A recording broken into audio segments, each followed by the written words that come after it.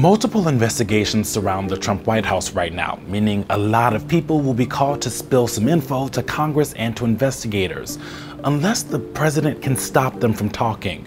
The president could invoke something called executive privilege. It lets the executive branch keep certain conversations private if they could disrupt the functions of decision-making processes of the executive branch. Basically, if it's in the interest of national security and the public to keep conversations private, presidents can use the power. Executive privilege has literally been around since the beginning of the Republic.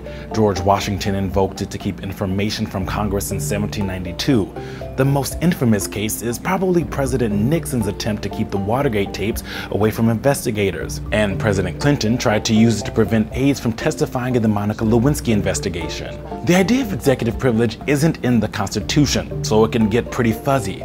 But presidents have claimed it's implied that they should be able to have completely confidential conversation with aides without those aides being scared of testifying about it later. So could President Trump use executive privilege now? Sure, but like most things, it's a little complicated thanks to Trump himself. Comey doesn't work for the president anymore, so Trump saying Comey couldn't testify would have a little more power behind it if Trump hadn't fired him. And in Trump's letter firing Comey, the president brought up the conversations the two had about the Russia investigation, so claiming those discussions need to be kept secret now probably won't fly. Legally, there's probably no issue, but this is DC, and legality is usually never the only consideration.